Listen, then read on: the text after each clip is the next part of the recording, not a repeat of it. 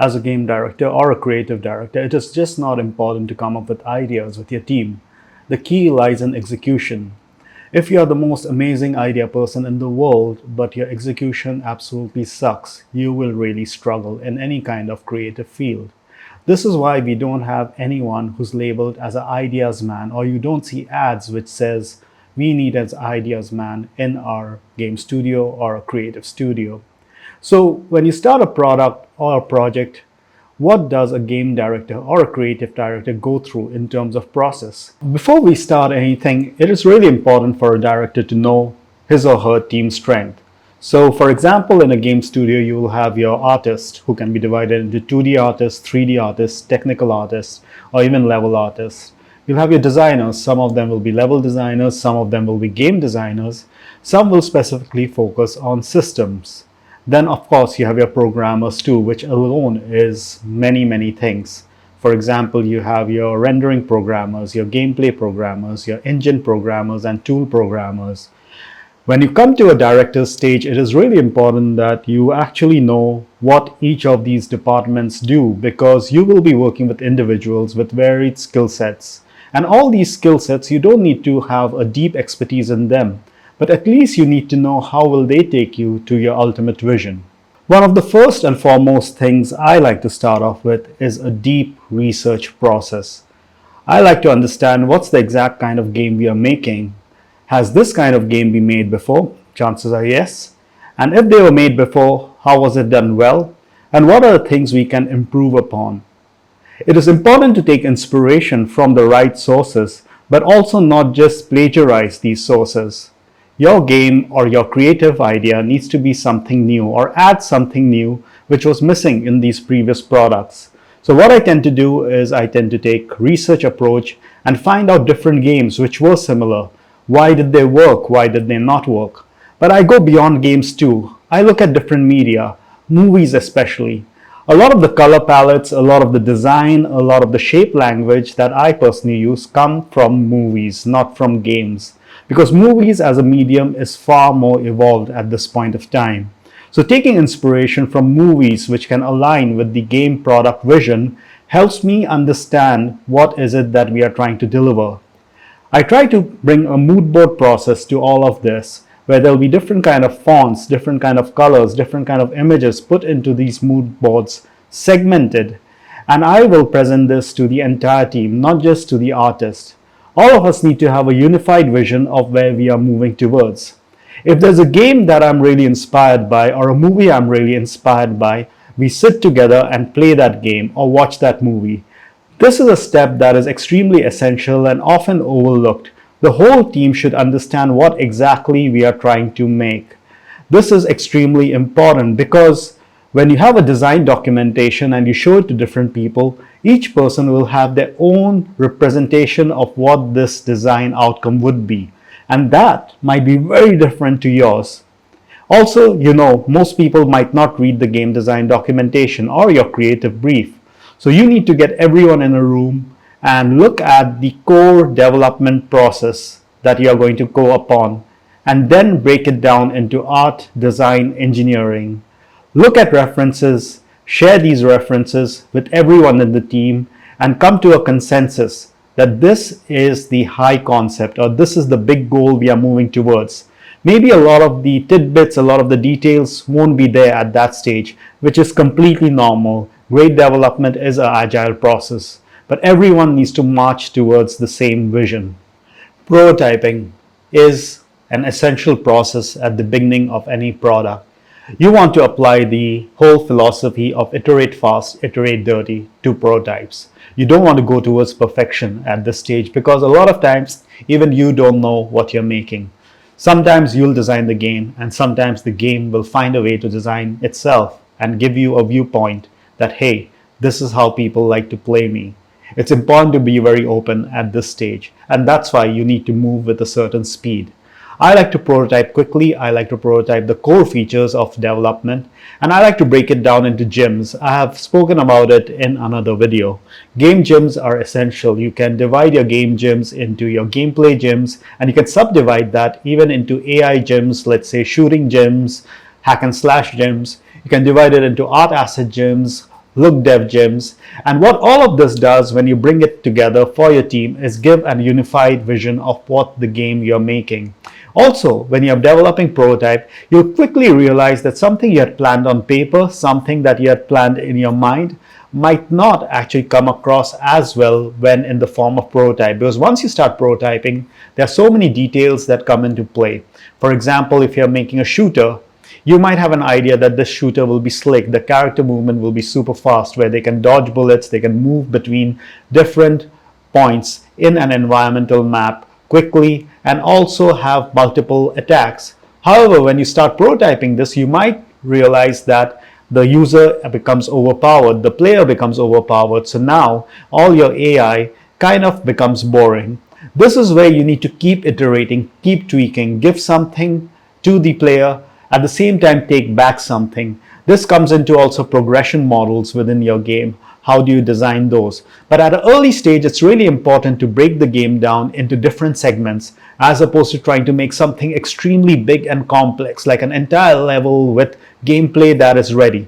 Chances are, if you do that, that will be very boring because you haven't taken the time to break down the mechanics, test it with specific users, see how they react to the game, bring that back to the team, and then refine it. This can take anywhere between 3 to 5 months depending on what your process is. Now, while working on a team and working on a game, things can get very complex. You might always have a designer, programmer, or artist, especially if they're young, who go way ahead too early on. For example, you might have a designer who creates this amazing 90-page game design document. It's amazing, it needs to be there, but at that stage, probably no one in the team is going to really read it.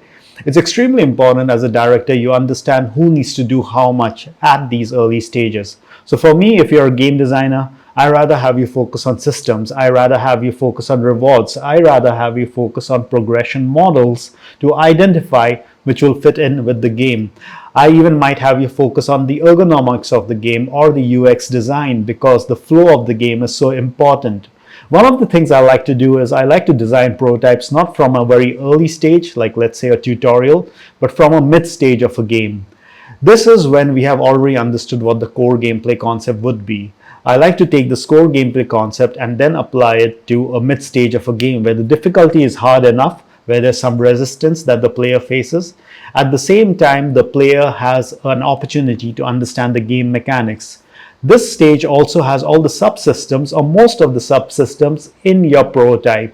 So if you have about 5 subsystems, let's say you have a weapon subsystem, you have a health subsystem, and you have an inventory subsystem with regards to health or any other bonuses, I like to see how these would be tied in this mid-level and how would players use it. This is extremely important because when you start doing your user testing, you might notice that players are specifically attracted to one system as opposed to not using another one at all. And sometimes that will give you an indication of what you need to focus on as opposed to what you thought you need to focus on. Now, as much as you want to move fast, as much as you want to be fluid, it's also extremely important to give your team a little bit of fat to experiment. The game is still at its early stage. Do not waterfall the process. This is detrimental unless you're just making something for the sake of making, or it's a DLC or it's a sequel to something that you want to package the exact same way. If you don't give your team a little bit of fat, what's going to happen later is reverse engineering, because you're going to come to a stage of a product development and you're going to realize that this is not very interesting, the gameplay is not intuitive, and above all, it's actually not engaging. But now you're 1.5 years into production, 3 years into production, and it becomes extremely hard to do reverse engineering at this stage. So you essentially go through the whole fallacy that, hey, maybe this is going to be good and people are going to like it, and there's a false optimism in the team. This happens because at the very early stages, especially from the 1 to about 5 month period, you haven't given the team enough time to experiment. You have just used them in a factory mindset, which is, hey, take this direction and just vomit out the results. Every team member is unique in their own way. You need to give them a little bit of fat where they feel they have ownership of the product too, where they feel that their ideas are appreciated too. Remember, there's only one person who takes the final call, that's the director. But there are many people who might have the better ideas than a director about a specific feature or about a specific design implementation or even the art direction of the game. It is important to be open-minded at this stage. Take a lot of that feedback. Let your team experiment in an environment which is safe, come back to you, and then you make a decision on what's the best way forward. You'll be surprised as to how many talented people are there in your team who can really give you solutions to problems which you yourself have never thought of. So have that extra bit of fat in your team always. Over communication, one of the single most important things in any product you're developing. As the product goes through different stages, be it alpha, beta, gold, different milestones, different presentations to stakeholders, you'll get so much feedback that it might be overwhelming for the team. One of the things that I really dislike is reactive design. This is when you're presenting your product to a group of, let's say, stakeholders. They give a few feedback, and instead of analyzing that feedback, you directly jump into making those changes, sometimes completely forgetting what was the original intention of the game or the product. I've seen this happen many times. So let's give you a scenario. Let's say you're doing a game presentation or a product presentation. You and your team are quite excited about this because you have been getting great feedback so far from user tests. Now you're going to present the same thing to a big stakeholder. They come in and they give a lot of feedback, some of which is good, some of which is clearly something that they don't understand or they haven't understood the vision of the game. Now, in a very reactive mindset, what's going to happen is you and your team are going to take all that feedback and trying to impress the stakeholder, implement most of those into the product. What happens in the next stage of the feedback session when the same stakeholder comes back? Now, your viewpoint has moved from the users who you're making this product for to your stakeholder. So every milestone, you're building it to impress your stakeholder, and slowly the product loses its vision and its core loop. This can happen multiple times, especially if you don't have a director who pushes back. So it's really important at this early stage, over communicate to all your team members, to all your stakeholders what you're making. Make sure that they are all on board to make this amazing product.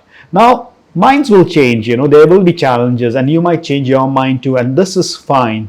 But beyond a point, if you keep reverse engineering, the product will never see the light of the day. You will end up in production hell, and that can be extremely demotivating to any team. So over communicate all the time. Now, the next step is something that may sound boring to a lot of creatives especially, but if you ignore that, your product might go into big problems. This is a step where you sit with engineering, you sit with the art team, and you design a workflow. How will assets move from one team to another? What's the expectation of the asset poly count? What's the timeline which makes us go from something that is a, let's say, placeholder asset to something that is closer to a finalized asset? All these workflows become more and more complex as we go deeper into a product development process.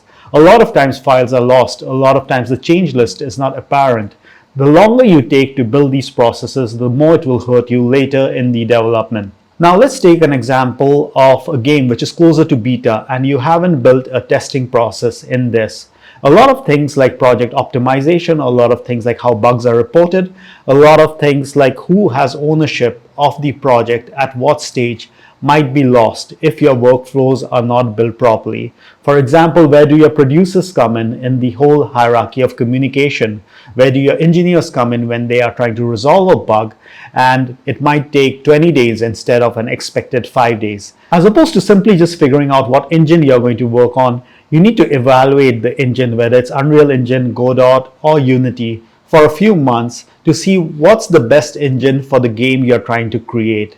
This is extremely important. For some games, Unreal might be the perfect engine. For others, Godot might be. For some, maybe it's Unity. Now, it also depends on what your engineers are comfortable with.